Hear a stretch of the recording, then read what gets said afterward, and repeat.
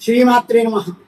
నిత్యానందకరీ వరాభయకరీ సౌందర్యరత్నాకరీ నిర్ధూతాఖిల ఘోర పావనకరీ ప్రత్యక్ష మహేశ్వరీ ప్రాళేయాచల వంశ పావనకరీ కాశీపురాధీశ్వరి భిక్షాందేహి కృపావలంబనకరీ మాతాన్నపూర్ణేశ్వరి.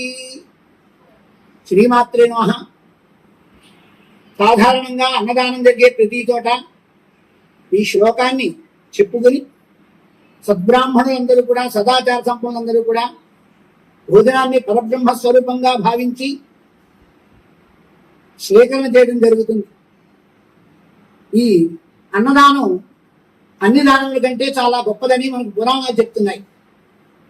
అటువంటి అన్నదానాన్ని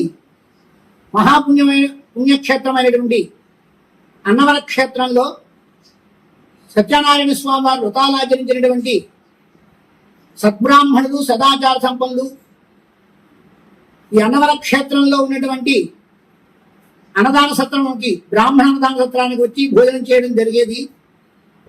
చాలా కాలం క్రితంగా ఈ అన్నదాన సత్రాన్ని ఈ అన్నవర క్షేత్రంలో లేకపోవడం చేత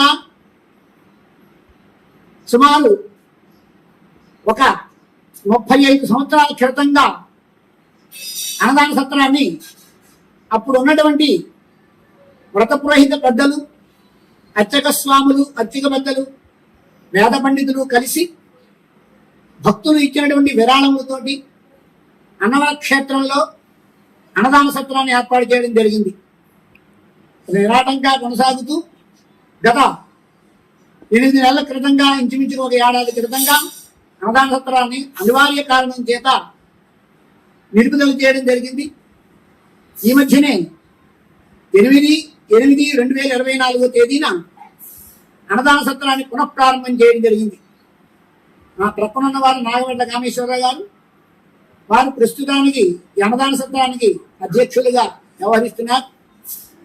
అన్నవర క్షేత్రంలో వ్రతం చేసినటువంటి సద్బ్రాహ్మణులు, సదాచార సంపన్నులు ఈ అన్నవర క్షేత్రానికి విచ్చేసిన తరువాత, వ్రతం పూర్తయిన తర్వాత బ్రాహ్మణ భోజనం చేయాలనే భావం వారు కలిగినప్పుడు చాలా మంది కిందకి వచ్చి భోజనం చేయడం జరుగుతోంది.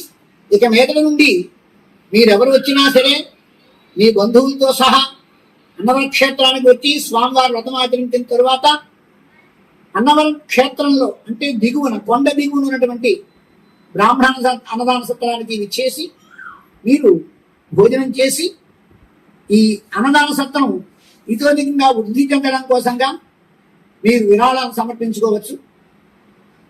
జై సత్యదేవ, జై శ్రీమాత్రే నమః, సత్యదేవాయ నమః, శ్రీరామచంద్ర పరబ్రహ్మణే నమః, శ్రీమాత్రే నమః.